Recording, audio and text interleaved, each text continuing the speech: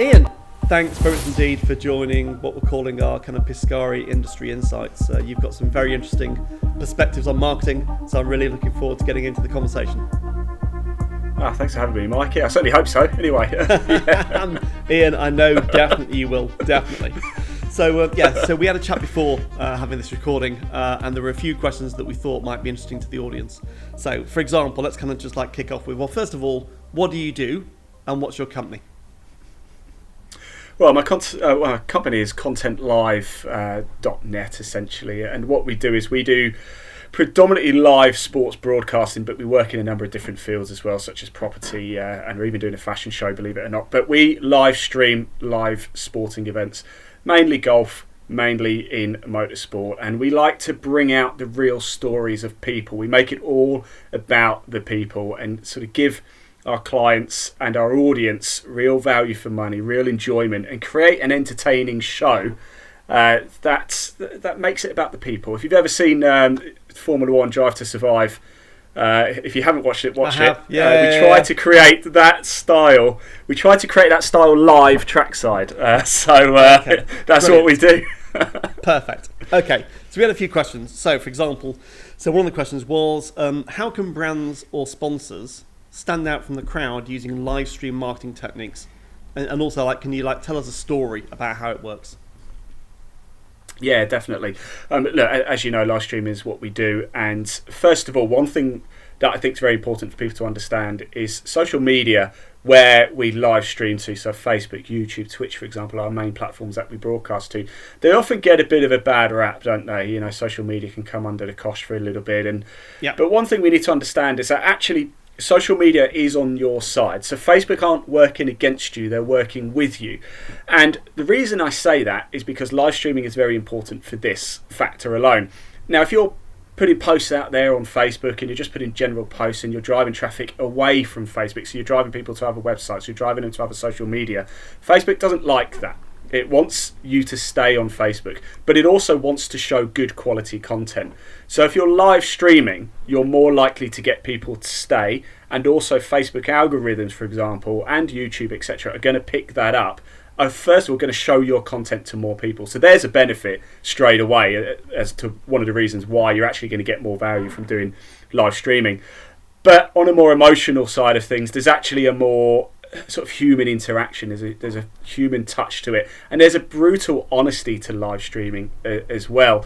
You know, you're honest, you're there right in front of the camera, and perhaps the most important thing why brands and sponsors can stand out especially is you can interact with your audience live there and then.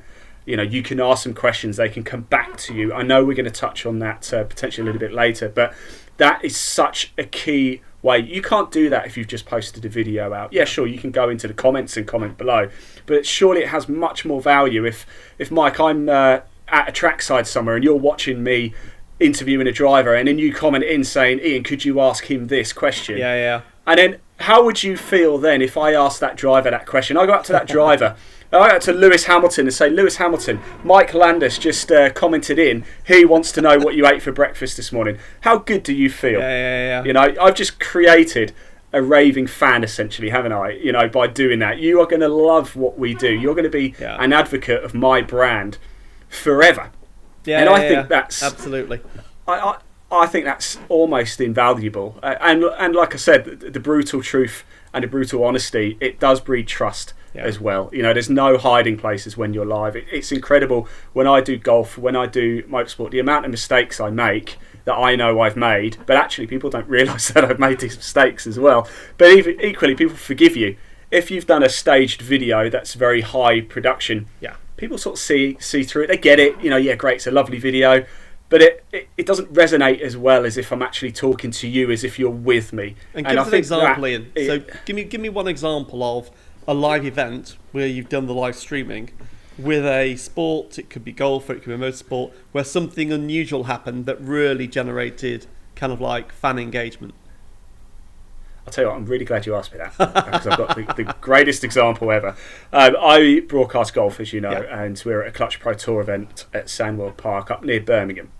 And one of the beautiful things that we do, as I said, is we like to get involved with players. We like to ask them questions. We like people to get to know them and feel human as well.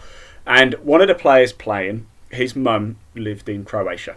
Now, because, again, the power of live streaming and the power of social media, we can broadcast throughout the world. So we're very fortunate with that. And his mum was watching. And she commented saying, my son is playing today. I haven't seen him for 6 months because of COVID. It would mean the world to me if you could just go if I could just see him. You know, she just wanted to see him. That was it. She'd have been, even in the distance, she'd have been happy just to see him.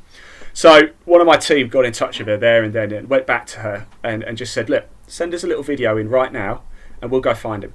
And we're at the first tee, we looked at the tee sheet, we found out when he was going to be teeing off, so we made sure we were there because we have the flexibility and adaptability to be able to do that. We got him at the first tee and we said, I can't remember the guy's name, and I won't say it anyway, but I said, look, we've got a little video. Amazing. We got a little video to play you, and we played that video out to him live. The camera was rolling and we were watching it, and he's watching a video from his mum who hasn't seen for 6 months saying best of luck, you know, I'm so proud of you, etc, etc. That's only possible live. You can't do that anywhere else. And actually, you know, maybe we shouldn't have done it because he had a terrible round of golf, but you know, now forever she messages back, say thank you so much, you know, and that's almost priceless to a brand, to a sponsor or any company, isn't it? If you can create that level of fan, exactly, they'll market you for you. You know, they'll do your job for you. They're now part of your marketing team for life, and it's actually it's really quite touching to be able to do stuff like that as well. You know, brilliant. And you can only do that live. You know, you really can. So. Next kind of question we talked about was around, and this is like new to me, so it's not something I've ever been involved in, so it's an education process for me, which is great. So how does distribution work with live events, and how do you maximise kind of coverage and engagement? There's a number of things you can do with this. It depends, first of all, where you want to broadcast, of course. You can broadcast live to Facebook, you can broadcast live to Twitch, YouTube, Instagram, Twitter, for example. You can do a lot if you like.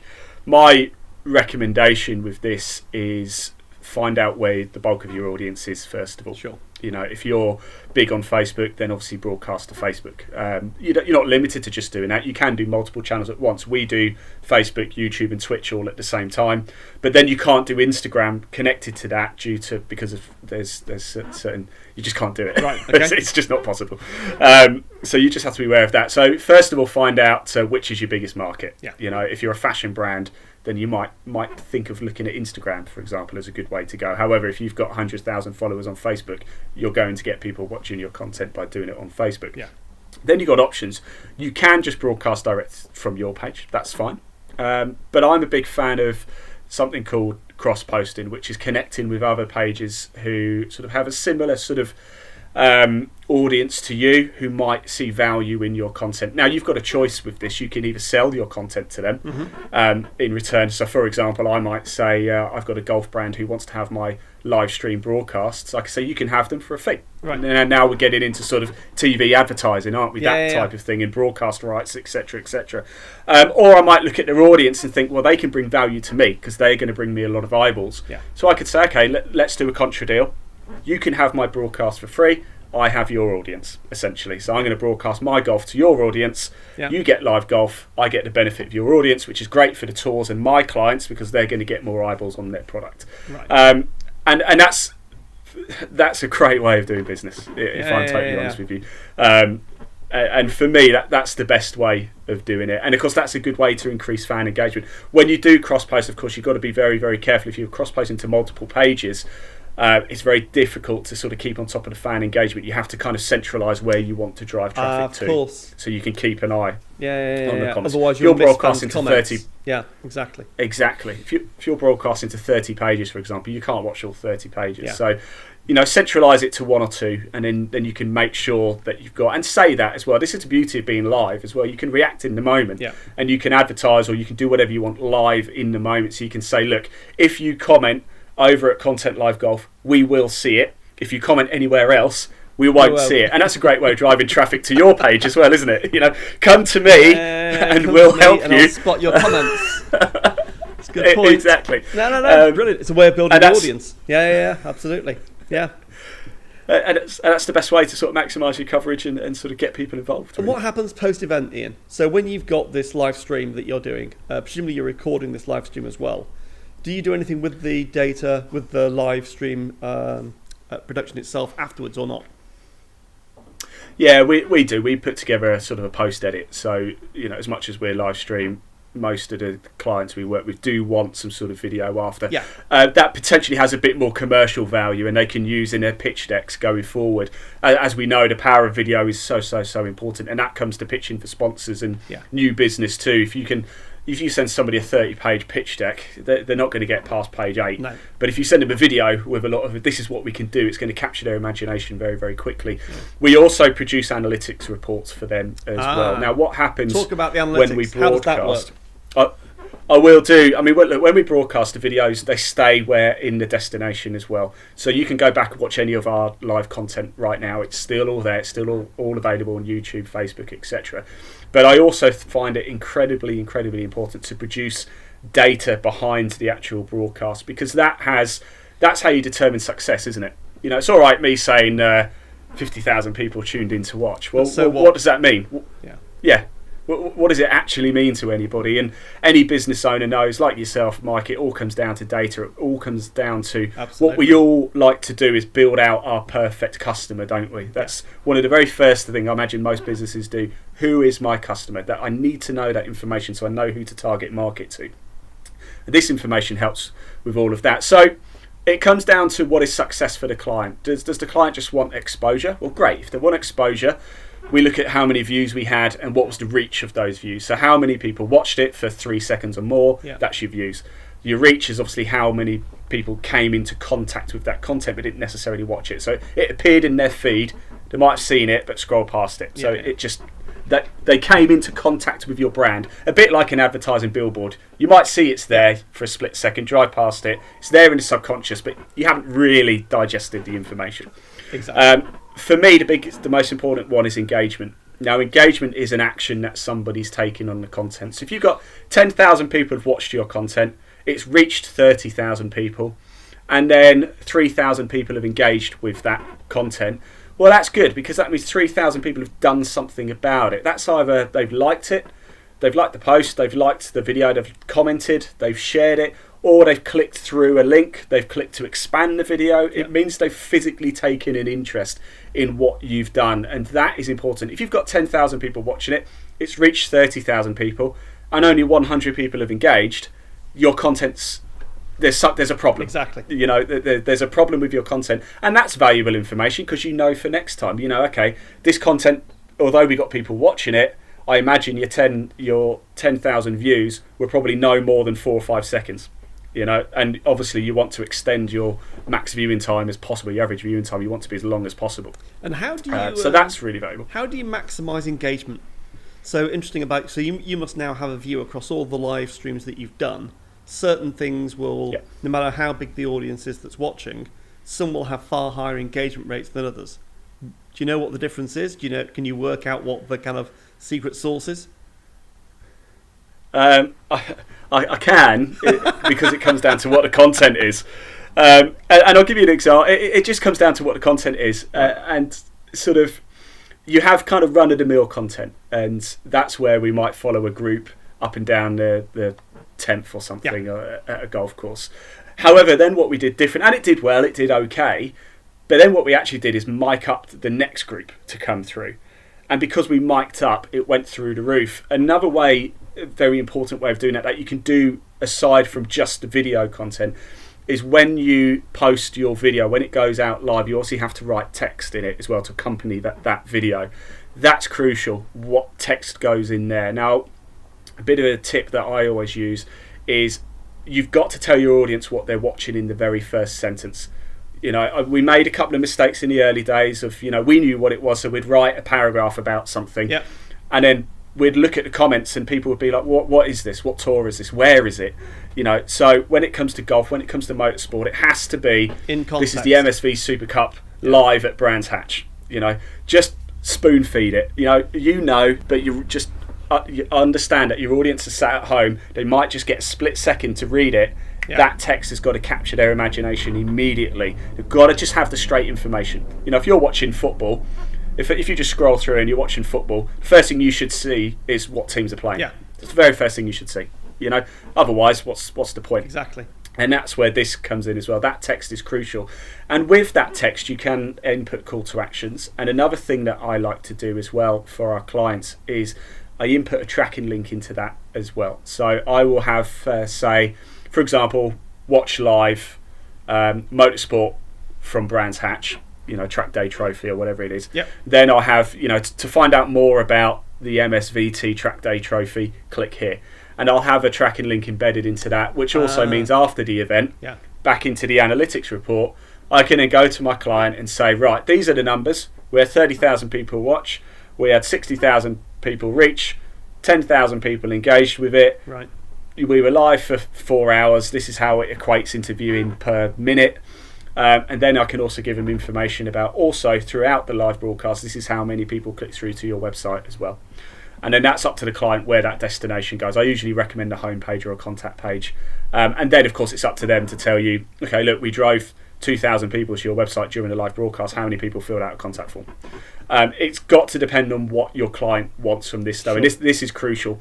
What is success for your client? You have to find that out beforehand. If they just want exposure, I mean, we all know if a client or a sponsor says, I just want exposure, it's like gold. It's brilliant because we could generate exposure. Yeah. I mean, I could stand on the M25 on a bridge of a sandwich board, and that's exposure, isn't it? Exactly. You know? I mean, whereas if they want subscribers, different problem. Massive different problem. How exactly? And that's the big question with marketing, isn't it? How do you? What is success? How do you track success? How do you measure that success? How do you guarantee a return on investment? You can never guarantee a return on investment, but you can do the right things to help you and make sure you do get it. And yeah, I could easily just stand at a roundabout with a board saying watch live golf, exactly. Content Live Golf. Great, doesn't necessarily mean anything. Or I could do the broadcast, put a tracking link in and see how many people click through physically, and then I can give that information over and say this is how many people. And then if it's good, if the client's happy, great. If they're not happy and they think it's a bit low, then you can start analysing why was it low. You know, this video did well, this one didn't. Why didn't this video do particularly well? Then you can look at it and think, well, we did a lot of walking in this video. We didn't show as much live golf action in this one because we were trying to catch up to a group, but you couldn't quite get there in time. Whereas this one, when we were at the first team, we spoke to 10 golfers, and there was jokes in there was fun in there. You know, people were interacting, we were getting people to ask questions. We were just more on it with that video, so we need to recreate that content more often over here. So the obvious question is, so if I was sat down Saturday afternoon and there's a golf match on, why wouldn't I just watch it on TV rather than watching it in your live stream? Because they're both live. What's the difference? Why would I bother? Because you can't watch it on TV. That's why you can't watch the golf and the motorsport we broadcast on TV. It's not on telly. So your events are definitely, that's why. They are events that you can only see if you go onto a live stream channel. Yeah, exactly. But in answer to that, though, there is another sort of caveat to that as well. If you want to watch, say, the European Tour or PGA Tour, you obviously have to have a subscription to a particular channel. And I will say the content is fantastic, by the way. It is absolutely superb. However, what they don't do, which we have access to, is walking the course with the players. And this is something that you don't get at perhaps... Could you imagine watching a Premier League game, for example, and as a player gets subbed off, talking to the player in the dugout whilst the game's still going on, and having that live? That's what we do. Right.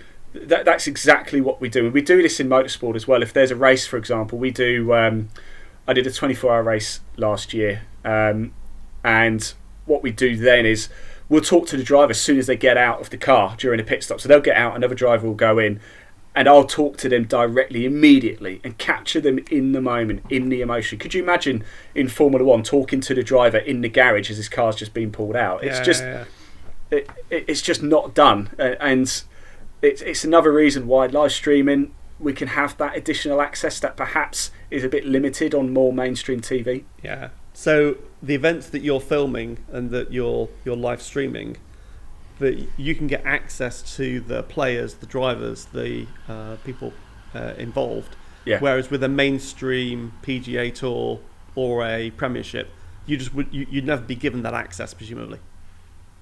You couldn't talk to Rory McIlroy at the Masters, could you, as he's walking up the 8th fairway? Exactly. You can't do it, and you can't do it on lower level European Tour events, and you can't do it in a you can't even do it at a League Two or a conference game of football. Talk to a player at the pitch side as he's waiting, just about to go on, and how are you feeling? Are you ready for this? Are you good? Yeah. We talked in motorsport. We talked to the guys in the assembly. They're in the assembly area, literally minutes from going out onto the track. And I'm shoving a microphone under their face going, how are you feeling? And they're like that, shaking, because they're like, I'm scared, But that's so honest, again, isn't it? It comes down to the live element of it. It's just honest. It's completely authentic. I can't hide from it. And the beauty of it is, well, you just don't know what's going to happen. Because so many times something's happened where, I've gone up to a player and I said, I won't name the player, but it's an established European Tour player, and he was playing on a tour that I was covering last year, and he spoke to me at the start of his round, and he was all cheery. He didn't play very well, and I tried to catch him as he came off the 18, and I said, quick word, and he was like, no. And this is all live. This is all live. I've had people walk away from me. Exactly. But that's the beauty of it. And our whole business started off of Martin Brundle in Formula 1 and his grid walk, where he's got about 3 or 4 minutes to fill before a Grand Prix. They've got the grid there. He's got one camera, a microphone. He's live, and it's just off you go. And it's some of the greatest TV you'll ever see because it's off the cuff. There is no script. Yeah. And he gets told to go away. He'll bump into Tom Cruise and just grab Tom Cruise like that. And like normally you'd have to book Tom. It would take about 6 weeks to get an interview with Tom Cruise. He just grabs him. And this is what we try to do. We open up sport so you catch players in the heart of it. And even in golf, we're in the clubhouse with the players. That's where our office is. That's where we set the equipment up. Right. I'm sat there with European Tour professionals, just having a cup of coffee with them. Yeah. And we're just going to grab you for a quick interview. It's much more real, much more authentic. And if you stage it's a nightmare. Are you finding that fans now, more and more fans are looking for that rawness, that raw authenticity of getting inside the heart of the players? There's an absolute reason, Mike, why, if you look at football especially, you look at Formula 1, if you ever watched the Michael Jordan documentary, but which was fabulous, by the way, on Netflix. I haven't seen it's all about behind the scenes. Oh, my word. It is. I'm not the biggest basketball fan in the world, I have to be honest. I'm more of a Formula 1 fan and football fan and golf. But I think it's one of the best things I've ever seen on TV. Not just saying that. I really do recommend it. And my wife is not a sports fan at all. She thought it was brilliant. And it is superb. And it just proves it's all about digging deeper. It's all about getting behind the scenes. Yeah. Now, of course, we've got to show the action as it happens as well. There's a story to be told about the day. A lot of the events we do, there's an awful lot on the line. I mean, one of the events we did, there's starts on the Challenge Tour and the European Tour. It's a life-changing day for a lot of these golfers. Absolutely. And that's that. So you do have to cover the story. You do have to follow that. We work with the Faldo Series. We broadcast that, and of course the winner of that, it's life-changing for them. Yeah. But there's value to be had of having us there as well for the players, because if they're going to make it, certainly on the Faldo Series, it's junior golf, but if they're going to make it, they're going to have to deal with media. Yeah. And it's a great avenue for people to learn that side of it if you are wanting to make it. And of course, we're friendly media. We're not trying to catch anybody out. We're not trying to grab headlines here. We're trying to show the action as it happens. We're trying to show the player, the tour, the sponsors, the brands in the best possible light, as you can imagine. So we're not trying to create controversy here. So they're never going to have it easier.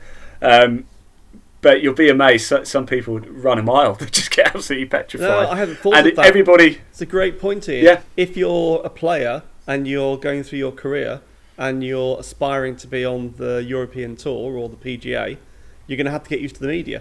It's a great way of getting used to the media going on to a event that's live streamed. Yeah, and in fact, I don't want to turn this into a look at how great are we, but you are. I do have to say, I do have to say, last year we started broadcasting in golf, and the numbers started to escalate very, very quickly. And we did the final event we did last year at Berkhamsted, the Tour Championship. We had 210,000 people tune in for the final day's play. Now, just to put that into context as well, again, not knocking anybody, but Sky, did a live stream on YouTube of a very high profile Ladies European Tour event. They had 27,000 people watch it over 3 days. We did 210,000 in 1 day. Wow. So there's an argument to be said, live streaming, it's take it seriously, watch it. The quality is incredible. Yeah. It's getting better, and you can get closer to the action. And don't get me wrong, I have a Sky Sports subscription because I think that it's fantastic.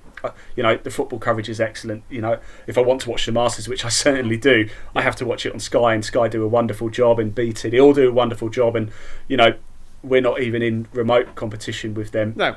But we are in the sports broadcasting game and bringing it more to life for people and brands, because they can talk to their audience directly, and that's crucial. And you just can't do that if it's pre-recorded or there's a 2-hour delay on it or something. We are live to, there's about a 5-second delay, but that's only whilst it gets out into the cloud. Once it's gone out, we can't stop it. Yeah, exactly. So somebody swears, and they do. I remember walking up to a player, having a chat with him, walking up the fairway, and it's 10 a.m. on a Tuesday morning, and I won't repeat what he said, but he wasn't too happy, and of course you have to do a little bit of apologising, don't you? So So Ian, where do you think live stream's going in terms of the marketing opportunity for kind of brands? What do you think the next kind of couple of years will hold? I think it's huge, Mike. I really, really do. And I'm seeing that at the minute, funny enough, because I'm chatting to a few brands about what we're doing as well. And they're starting to see the value of things. I'll tell you a little story about the Ashes at the minute. There's a big hoo-ha about the Ashes, where it's going to be. Netflix are trying to get the Ashes now, and of course it's been on Sky for a while. So you've got to remember, Netflix is a subscription service, isn't it? So is Sky, of course. But Sky also run adverts. So Sky make money from advertising. They also make money from subscription. Netflix doesn't. So if you're if you're a cricket brand, for example, and you're thinking of paying TV advertising money for something, but Netflix get it, you can't now advertise for the Ashes on TV because it's locked out from you. It's not accessible. However, you can with live streaming. You can still get involved. And where it's going at the minute is the event will be broadcast live by the big players, Sky, for example, Netflix, BT Sport, CBS, for example. If you want to watch, if you want to watch the Masters over in the States. However, there's a way to monetize and get value for money by then having separate live streams behind the content. Something that I think the PGA Tour are doing quite a lot of at the minute is, of course, the big events, the actual event, the 4-day event is broadcast, the actual action is broadcast live with about 50 cameras dotted about. Right. What they've started to do is setting a little live stream camera and a presenter up just on the driving range. And the views you get from that, it goes through the roof. And then, of course, advertisers are looking at this thinking, well, I could pay £1 million for a 30-second advert during this time, or perhaps I could get on board with this live stream. So they can sponsor the live stream, can they, at the driving range? Yeah, absolutely. Wow, absolutely. and that's... You can have graphics come up, you can do all sorts. I can wear clothing, for example. I could wear a hat. Yeah. It's just with a brand name on, and suddenly that's going to be seen by 210,000 people every single week. Interesting. And they're parallel streaming advertising. That. So you've got the live event going on with the 50 cameras, but in parallel, you'd also have that live stream at the driving range, where you can only watch that on YouTube, Facebook, social whatever media. It might be. Yeah. So you could be sat there with it on your TV. Yeah. And then you could be sat there on the sofa watching them at the driving range as well. And sometimes that's better because you don't get to see that. I mean, we can all watch pro golfers play golf shots, and they're going to do it very, very well.